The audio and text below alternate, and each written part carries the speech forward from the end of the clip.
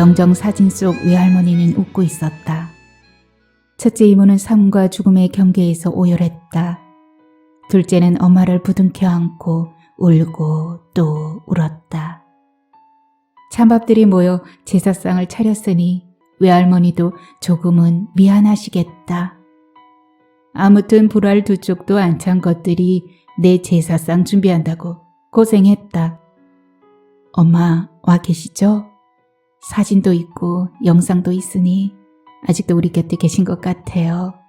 키울 땐 힘드셨지만 복닥복닥 있으니 좋으시죠? 참 막내가 복숭아를 사왔는데 안 났어요. 내년부터는 드릴게요. 물렁한 걸로 사놓을 테니 아버지랑 꼭 손잡고 오세요.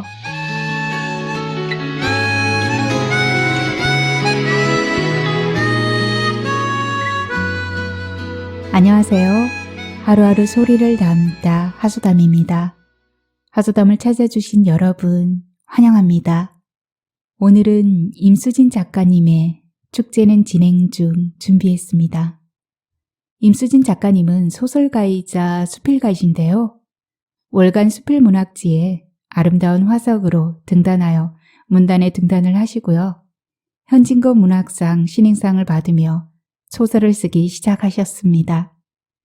축제는 진행 중은 임수진 작가의 첫 번째 소설집인 언니 오는 날에 소개된 단편입니다.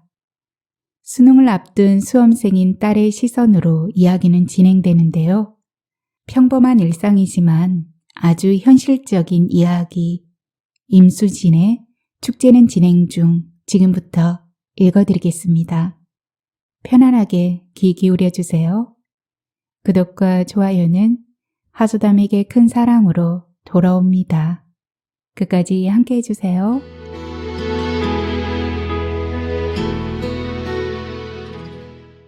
축제는 진행 중 임수진. 외할머니 첫 제삿날이다. 할머니는 아들 하나에 딸 넷을 두었는데 외삼촌은 일찍이 사고로 죽었다. 제삿날이 다가오자 엄마는 고민이 많은 듯 눈밑 지방까지 푹 꺼진 모습이더니 유사로 정해진 사실을 털어놓았다. 왜 하필 우리 집이야? 게다가 엄마는 막내잖아. 의아해하자 엄마는 부모 제사 모시는데 어느 집이든 그게 무슨 상관이냐며 서운해했다. 외할머니를 좋아했지만 수능일이 얼마 남지 않은 데다가 남자친구와 도서관에서 만나 공부하기로 약속한 계획에도 차질이 생겼다. 오랜만에 이모들이 온다니 엄마는 며칠 전부터 집안을 청소하고 이불을 꺼내어 햇볕에 뽀송하게 말리고 냉장고와 화장실도 향기가 날 만큼 청소했다. 나도 수건을 개고 거실 유리를 닦았다. 착해서가 아니라 일 때문에 부산에 내려가 있는 아빠가 특별히 부탁했기 때문이다. 제삿날이 가까워지자 엄마는 심한 감정 변화를 겪는 듯 했다. 좀 제 밝은색 옷을 입지 않던 엄마가 보기에도 화려한 레드 원피스를 사들고 온 것이다. 엄마는 그 옷을 외할머니 제삿날에 입을 거라고 했다. 진짜로 그걸 입겠다고? 그런 내 얼굴을 엄마가 빤히 바라보았다. 밤 10시 제사상 앞에 세 자매가 앉았다. 잠깐 일이 있다며 나간 엄마를 기다리는 중이다. 뒷모습만 봐서는 첫째, 둘째, 셋째 구분이 안 된다. 목소리도 거의 같아서 민서야 부르면 누가 불렀는지 몰라 어리둥절해지고 만다.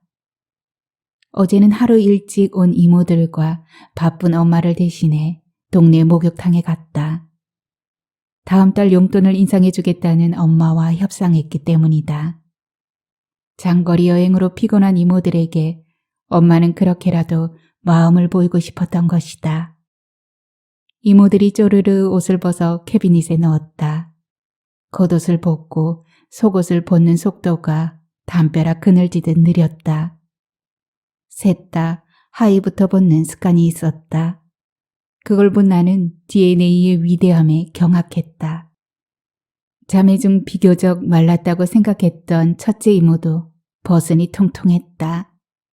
둘째 이모는 엉덩이도 크고 가슴도 컸다. 언니는 좋겠다. 가슴이 커서.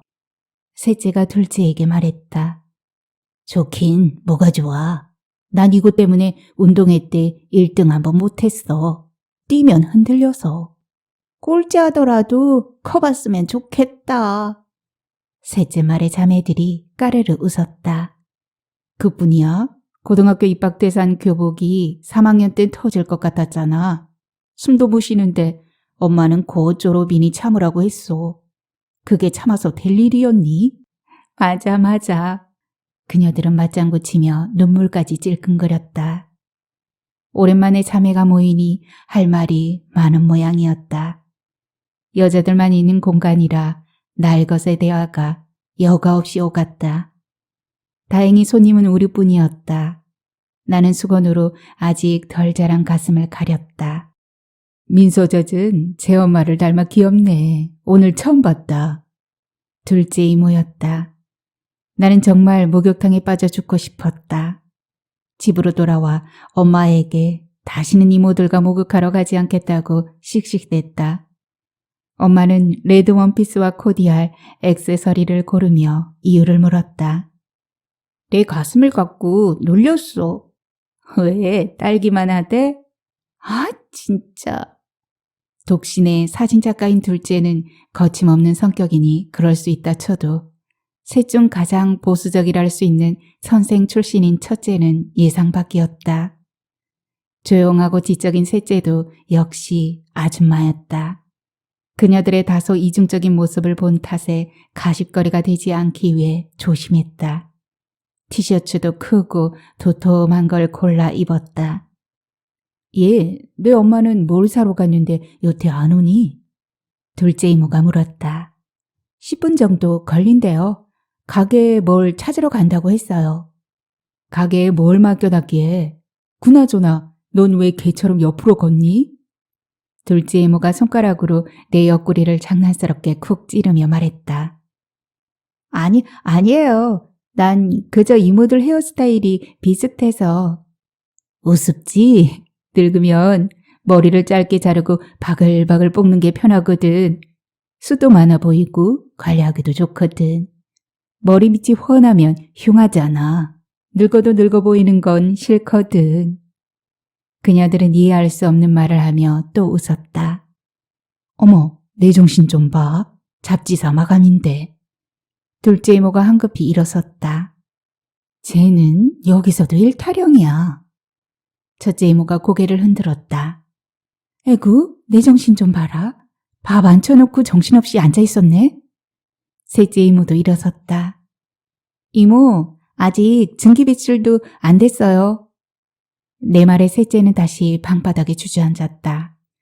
아이고 정신머리들 하고는 엄마 살아계셨으면 새파란 것들이 정신을 어디에다 두고 다니느냐고 틀림없이 한 소리 하셨겠다. 자매는 또 웃음을 터뜨렸다. 말똥 굴러가는 것만 봐도 웃는다더니 나는 마음속으로 외할머니가 자주 쓰던 말투를 흉내냈다.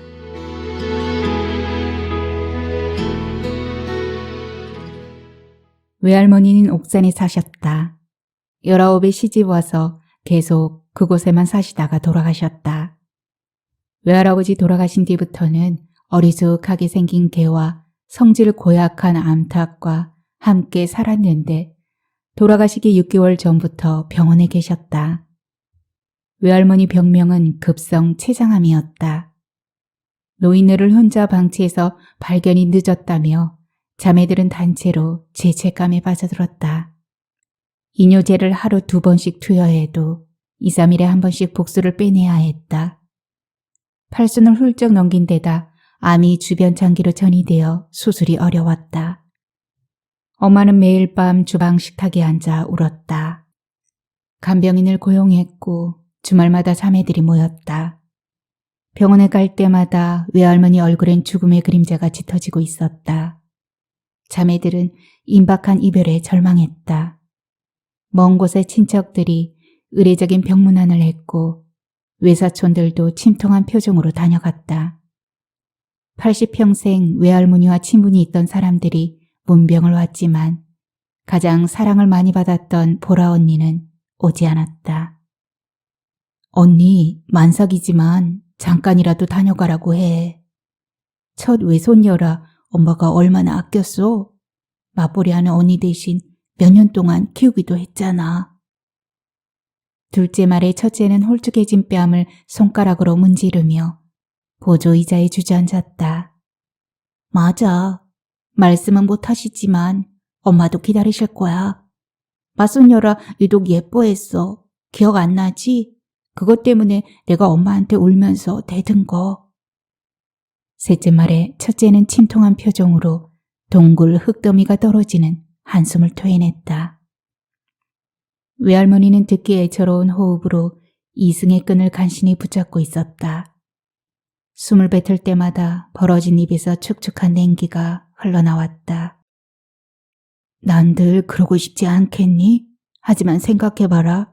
언제 양수가 터질지 모르는 애를 죽음의 냄새가 드리운 병실에 데려와서 뭐가 좋겠니? 첫째 목소리는 조금 냉엄했다. 그건 언니 생각이고 엄마 입장에선 보라가 보고 싶을 거잖아. 넌 결혼을 안 해서 부모 심정을 몰라. 우리 엄마만 불쌍하네. 물고 빨며 키워봤자 말짱 헛것이야.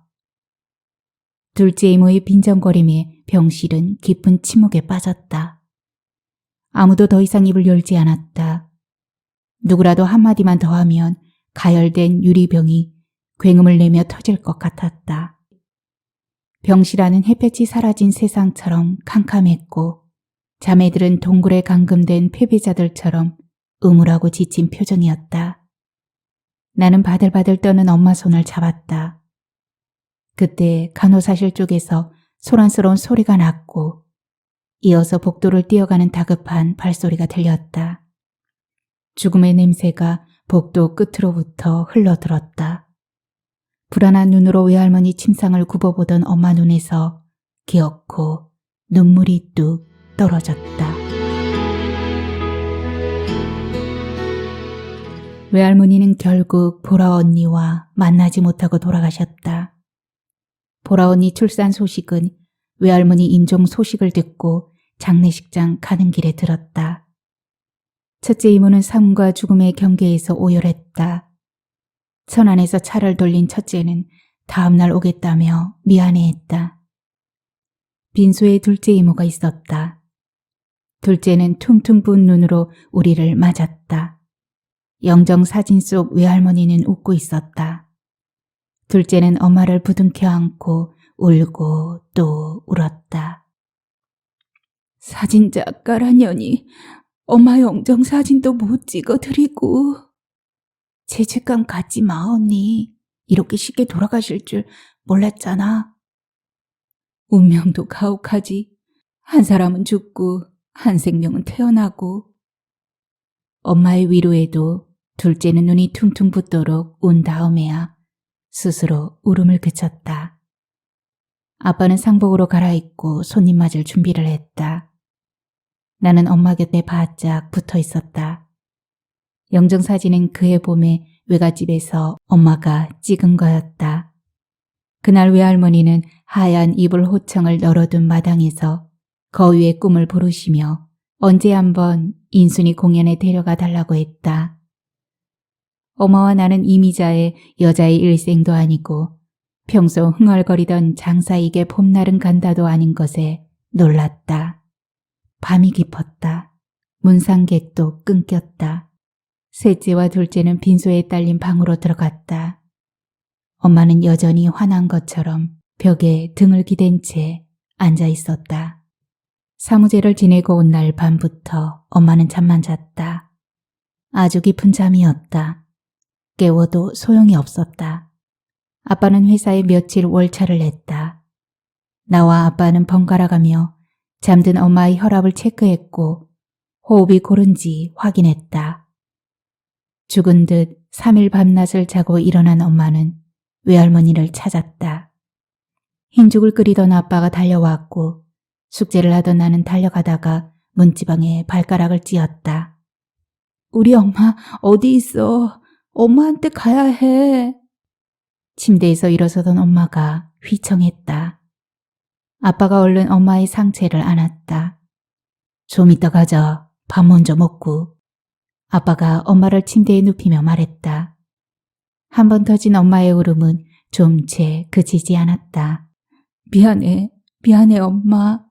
말썽 부려서 정말 미안해. 여행도 다니고 인순이 공연에도 가려고 표도 예매해 두었는데 이렇게 가버리면 어떡해. 엄마는 어깨를 떨어가며 설게 울었다. 아빠와 나는 압력밥솥 증기가 빠져나가듯 엄마의 슬픔이 잦아들길 기다렸다. 마른 명태포를 손질해 제사상에 올린 첫째 이모가 등을 둥글게 말고 우두커니 앉았다. 뭐 생각해? 셋째가 첫째 곁에 앉으며 물었다. 보라, 못 보고 가서 많이 서운하셨겠지? 첫째가 눈물을 보였다. 엄마도 이해하실 거야. 셋째가 첫째 어깨를 다독였다. 언니, 엄마 복숭아 통조림 좋아했는데 상에 올릴까? 셋째가 분위기를 바꾸려는 듯 명랑하게 말했다. 아소라, 복숭아는 귀신을 쫓는 과일이라 얘부터 제상에 안 올려. 언니도 참 요즘도 그런 미신을 믿어? 생각에 출구가 없네. 제사는 조상을 초대하는 자리잖아. 초대했으면 손님 입맛에 맞는 음식을 준비하는 게 맞는 거지. 언제 나왔는지 매사 똑 부러진 둘째가 끼어들었다. 체격만큼 목소리도 굵다. 너도 참 내일 모레 환갑이란 애가 함부로 짓거리니. 기껏 차려놓은 상에 엄마가 못 들어오시면 차리나 마나잖아. 아이고, 정말 엄마가 와서 제사밥을 먹을 것 같아? 로봇이 사람을 고용하는 세상에 살면서 아직도 고전적 사고에 묶여서 아휴, 내가 말을 말아야지. 셋째는 누구 편도 들 수 없어서 가만히 있었다. 나는 엄마에게 빨리 오라 문자를 보냈다. 그때 남자친구한테서 톡이 왔다.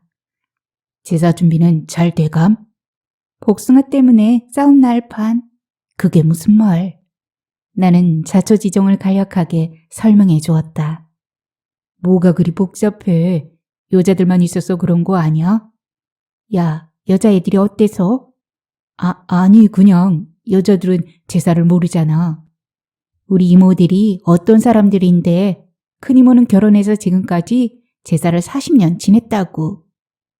10초도 안 돼 다시 답이 날아왔다. 음식 준비하는 거랑 지내는 건 다르잖아. 뭐가 달라? 이번엔 20초 뒤에 답이 왔다. 내 친구가 그러는데 분위기 겁나 웃기겠대. 걔네 집에서는 여자들은 제사에 참여 안 시킨대. 아직도 그런 집이 있다니 화가 났다. 내 감정을 읽었는지 남자친구는 금방 수습에 들어갔지만 나는 답장을 보내지 않았다. 남자친구 말이 틀린 건 아니었다. 큰 집에서도 제사를 지낼 때는 남자들만 참여시켰다. 제사가 끝날 때까지 엄마랑 큰엄마들은 주방에 있었다. 언니들, 엄마 오시는 날 싸우지들 좀 마. 셋째 말에 머쓱해진 두 이모는 입을 닫았다. 저것들이 어릴 때도 티격태격 하더니 기민머리 희끗희끗한 나이에도 여전하다고 외할머니가 한마디 할 것 같았다. 근데 내 엄마는 대체 어딜 간 거니? 둘째 이모가 화장실에 들어가려다가 큰 소리로 물었다. 전화해 볼게요. 얼른 단축키를 눌렀다. 엄마는 집 앞 사거리라고 했다. 나는 조금 전에 일어났던 사건에 대해 중구난방으로 떠들었고, 그러니 복숭아를 사오든 말든 알아서 하라고 했다. 언니, 거 왜 있잖아. 홍동백서? 어동육소에 맞게 상 차렸어? 셋째가 제사상을 살피며 말했다. 그럼 하긴 언니는 제상이라면 이골이 낫지. 재아가 있었더라면. 첫째 이모 입에서 갑자기 외삼촌 이름이 튀어나왔다. 순간 분위기가 싸해졌다. 느닷없이 죽은 애는 왜 찾아? 셋째 얼굴에 순간적으로 그늘이 졌다. 그냥 몹시 생각나네. 총명하고 앞날이 창창한 놈이었는데. 걔가 있었으면 엄마도 오는 길이 꽃길일 텐데. 첫째가 긴 한숨을 쉬었다. 그럼 동네 입구에서부터 장한 내 새끼, 내 아들 하면서 걸어오셨겠지. 제가 그렇게 되고 나서 나는 늘 엄마가 사라지는 꿈을 꿨어. 불안하고 무서웠어. 제아처럼 돌아오지 않을까봐. 셋째 눈가가 금세 촉촉해졌다. 내색을 안 해서 그렇지 우리 모두 그랬어. 난 지금도 시위대랑 경찰이 대치하는 장면만 보이면 심장이 벌렁거려. 자매들은 집안에 파고가 지난 뒤 알게 모르게 생긴 트라우마를 애써 감추며 흠뻑 젖은 눈으로 서로를 바라보았다. 그녀들의 새파랗게 질린 마음엔 21살 청년이던 외삼촌의 마지막 모습이 로고처럼 새겨져 있었다. 의무경찰이던 외삼촌은 시위 현장에 투입되었다가 어이없이 죽었다. 외할머니는 시끄러운 세상에서 아들을 구하지 못한 책임이 자신한테 있는 듯 통곡했다. 괜히 재하 얘기는 꺼내서 자매들 눈에 눈물이 고였다. 생각나니? 엄마가 청와대 앞에서 1인 시위를 하겠다고 핏개 들고 나가려는 걸 아버지가 말리자 까무러친 거. 어떻게 있겠어? 끔찍한 일이 있은 뒤 외갓집은 꽤 오랫동안 강물이 역류하는 분위기였다. 질식할 것 같은 침묵 속에서 아침마다 마음이 흠뻑흠뻑 젖어나왔다.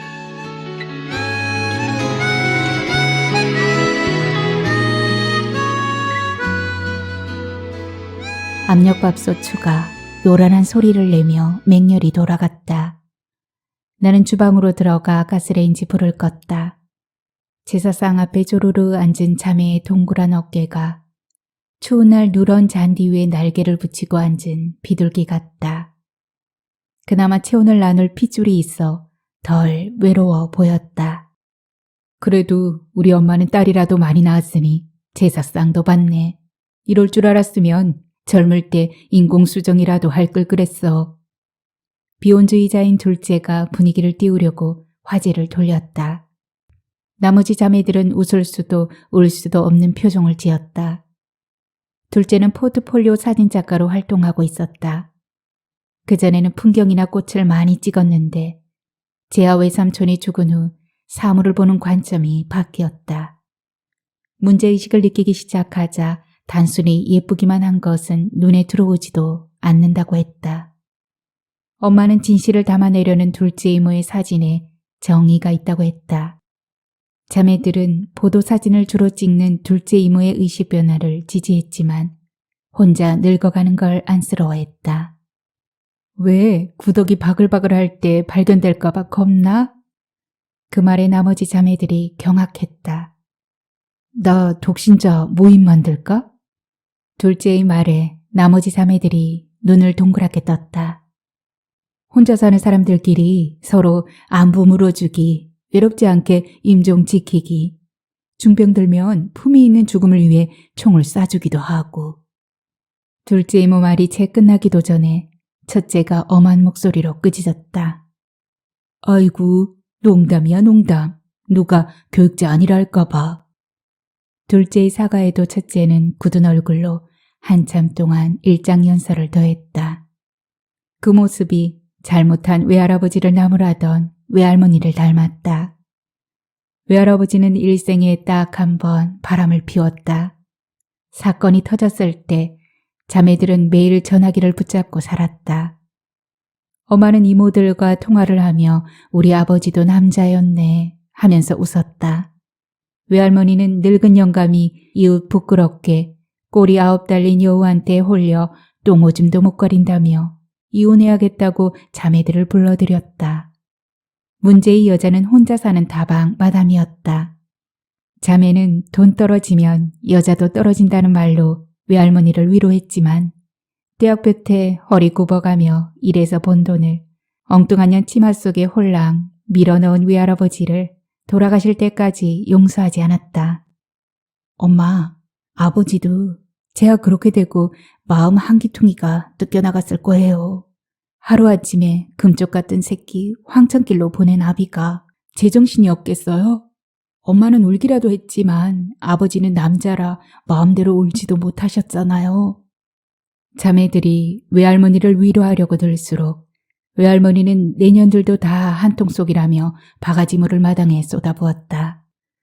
죽으면 제사상도 차려주지 않겠다던 외할머니는 제삿날만 돌아오면 정성을 다해 상을 차렸고 음복주를 마시며 외삼촌은 만나느냐고 그쪽 세상에서는 아들을 시위 현장에 방패막이로 내보내지 말라고 당부했다. 민서야, 내 엄마 어디쯤인지 전화해봐라. 탕국도 뜨고 준비하자 이제. 셋째가 주방에서 소리쳤다. 나는 제사상에 올리고 남은 산적 하나를 입안으로 냉큼 집어넣으며 엄마에게 전화를 걸었다. 내 엄마 또 전화 안 받지? 하여간 걘 꼴통이야. 학교 다닐 때도 집만 나갔다 하면 연락이 안 됐어. 엄마가요? 처음 듣는 말이라 깜짝 놀랐다. 그럼 가출도 하고 그랬어. 애 앞에서 쓸데없는 소리 한다. 첫째가 셋째 입을 막았다. 뭐 어때? 민서도 고등학생인데 요즘 애들 얼마나 영민하다고. 나는 어리둥절한 표정으로 셋째를 쳐다보았다. 쟤야 그렇게 되었을 때 네 엄마 고등학생이었거든. 한창 예민한 때라 우리보다 충격이 컸나 봐. 갑자기 공부를 멀리하더니 방황하기 시작했어. 그 때문에 네 외할머니는 2배로 충격을 받았어. 타이르고 매질해도 학교 땡땡이 치고 집에도 들어오지 않았어. 한밤중에 경찰서에서 연락이 오기도 했고 오락실에서 데려올 때도 있었어. 한 번은 용산역 근처를 배회하는 걸 잡아오기도 했다니까? 꼬박 2계절을 그러더니 차츰 정신을 차리더라. 엉겁거려 듣게 된 엄마의 비밀, 모범적인 엄마에게 그런 시간이 있었다는 게 믿어지지 않았지만 엄마가 왜 우리 집에서 제사를 지내고 싶어 했는지 알 것도 같았다. 그때 현관문이 열리면서 엄마가 들어왔다. 너도 양반은 아니구나. 그나저나 왜 이렇게 늦었어? 음식 준비는 개간테 맡기고. 뒷담화 하다가 찔린 셋째는 불어 큰 소리를 냈다. 미안. 사과를 하며 엄마는 쇼핑백에서 뭔가를 꺼냈다. 자매들 눈이 쇼핑백에 쏠렸다. 궁금하지? 엄마는 조금 뜸을 들였다. 예, 여기 다 놓친 애들이다. 숨 넘어가기 전에 빨리 펴봐라. 둘째가 재촉했다. 엄마는 둘둘 말린 하얀 천을 꺼냈다. 그리곤 내게 한쪽 끝을 잡으라고 했다. 자매들 눈이 점점 커졌다. 동시에 입이 쩍 벌어졌다. 커다란 현수막에 김순덕 여사 세상 나들이 1주년 기념이라고 쓰여 있었다. 현수막 중앙엔 외할머니를 가운데 두고 네 자매가 벚꽃 아래서 활짝 웃으며 찍은 사진이 커다랗게 프린트되어 있었다. 와, 멋지다. 이걸 어떻게 생각했어? 현수막은 병풍 대신 제사상 앞에 걸렸고 자매들이 합창하듯 함성을 질렀다. 민서야, 현관문 좀 열어놔라. 그리고 우리 옷 갈아입자.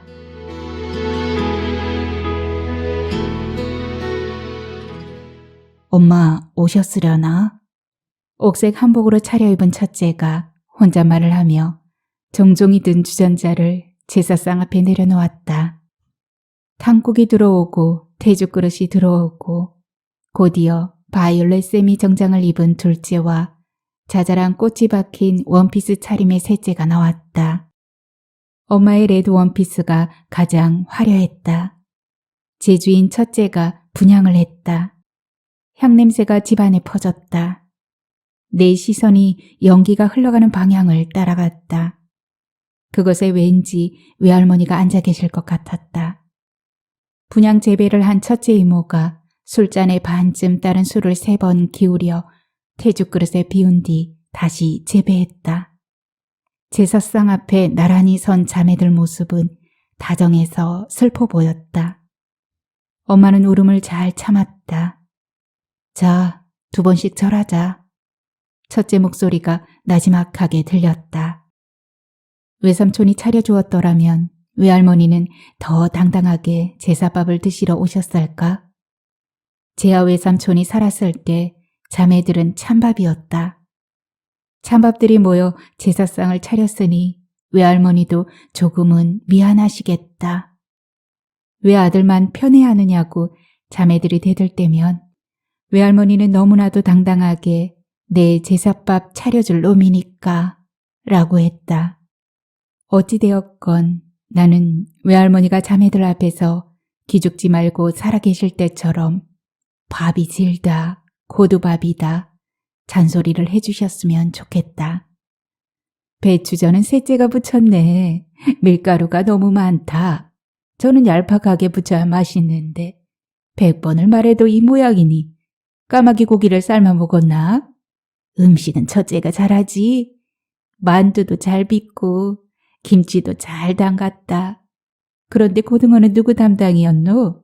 너무 오래 쪄서 살이 무르다. 아이고 보나마나 둘째 솜씨네. 뭘 해본 게 있어야지. 카메라 목에 걸고 사진이나 찍으러 다녔지. 저것 봐라. 고사리는 산으로 갈 모양이다. 쯔쯔쯔. 혀를 쯔쯔 차고 계실까. 민소애미는 학생이 주로 임대료도 대출받았다는데 괜찮으냐? 최서방은 언제까지 부산에 있느냐? 부부는 싸움을 해도 잘 때는 살을 맞대고 자야 정이 생기는 법이다. 첫째는 60을 넘기니 내 판박이구나. 보라가 애엄마가 되어 내 마음이 기쁘다. 애가 애를 낳았으니 눈물이 난다. 그리고 큰애야, 이서방 퇴직했다고 구박 말고 귀찮아도 삼시세 때 잘 차려주어라. 셋째는 딸 하나 아들 하나 맞춤하다. 공서방 닮아 인물 훤하고 머리도 좋다니 다행이다. 소라는 하체가 너무 굵더라. 대학생 되었으니 다이어트 좀 시켜라. 특별하진 않아도 각기 짝이 있어 큰 걱정은 없다만 둘째가 마음에 남는구나. 등신같이 남자도 멀리하고 자식 하나 없이 사진에만 빠져 살다 예순을 바라보니 죽어도 마음이 안 놓이게 생겼다. 몸뚱이 고이 간직해서 죽는다고 옥황상제가 상 주는 줄 아느냐? 인생 금방 간다. 숨 한 번 길게 쉬고 나니 죽음이 눈앞이더라. 그깟 사진이 뭐 중하다고 시간 들이고 돈 들이고. 으휴, 내 속으로 나왔지만 이해가 안 된다. 아무튼 불알 두 쪽도 안 찬 것들이 내 제사상 준비한다고 고생했다. 내년부터는 이런 고생 안 해도 된다. 첫 제사니 얼떨결에 받아먹는다만 이제 신세 안 질란다. 고만고만한 살림에 마카 힘썼다. 당부컨대 내년부터는 죽은 사람 위한 음식 장만한다고 몸 상하지 마라. 생각나면 모여서 예쁜 옷 차려입고 수다 떨며 잔칫날처럼 웃고 떠들어라. 그래야 내가 즐겁다.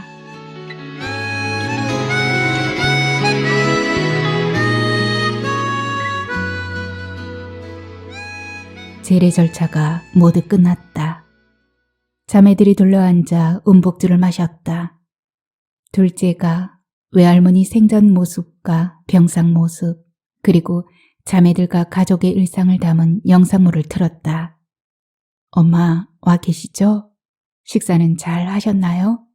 사진도 있고 영상도 있으니 아직도 우리 곁에 계신 것 같아요. 키울 땐 힘드셨지만 복닥복닥 있으니 좋으시죠? 참 막내가 복숭아를 사왔는데 안 났어요. 내년부터는 드릴게요. 물렁한 걸로 사놓을 테니 아버지랑 꼭 손잡고 오세요. 엄마 어깨가 조용히 떨리기 시작했다. 뒤이어 자매들이 훌쩍이는 소리가 간헐적으로 들렸다. 둘째 걱정은 마세요. 문제의식 강한 작가로 주목받고 있어요. 요즘 결혼 안 하는 게 어디 대수인가요? 개폼 잡고 다니는 거 아니니 안심하세요. 모두가 행복한 세상 만들기 위해 노력하고 있어요. 그게 우리 모두의 꿈이잖아요. 첫째는 외할머니와 밭에 앉아 있는 것처럼 차분차분 얘기했다. 이서방이랑 제부들 제가 오지 말라고 했어요. 따라 나서는 이서방 눌러앉힌 건 저예요. 제부들 설득한 것도요. 우리끼리 있고 싶었어요. 엄마도 좋죠? 오랜만에 딸년들 수다 들으니. 첫째 이모의 눈가가 조금 붉어졌다. 내년에는 이것보다 더 간소하게 차릴게요. 절에다 모실까 고민도 했지만 그냥 우리가 이날을 기념하고 싶어요. 살아생전 엄마 부탁처럼 몇 가지 음식만 차려놓고 예쁜 옷 차려입고 즐길 거예요. 엄마를 만나는 날이니 얼마나 좋아요. 형식에 얽매이지 않고 신의와 충문도 생략할 겁니다. 어때요?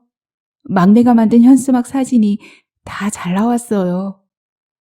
자매들이 외할머니와 만남의 시간을 갖는 동안 나는 주방과 거실을 오가며 빈 접시를 나르고 과일 바구니를 가져오고 전과 나물 그릇을 날랐다. 곧이어 기념 촬영을 했다. 이모들이 현수막 앞에 쪼르르 앉았다. 나는 여러 가지 포즈를 요구했다. 그때마다 자매들 웃음이 꽃눈개비처럼 날렸다.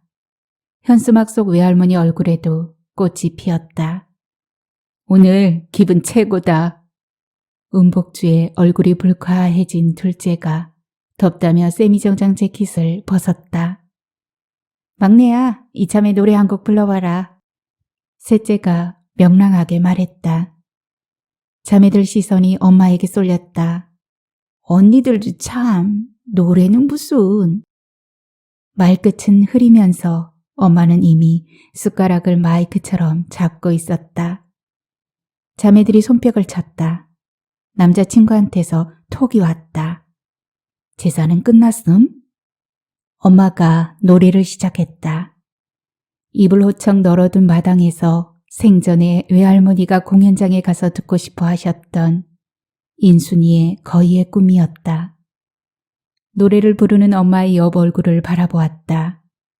잘 손질된 정원처럼 오밀조밀한 이목구비가 외할머니와 이모들 앞에서 한껏 상기되었다. 엄마의 꿈은 무엇이었을까? 나는 남자친구에게 답장을 보냈다. 축제는 진행 중.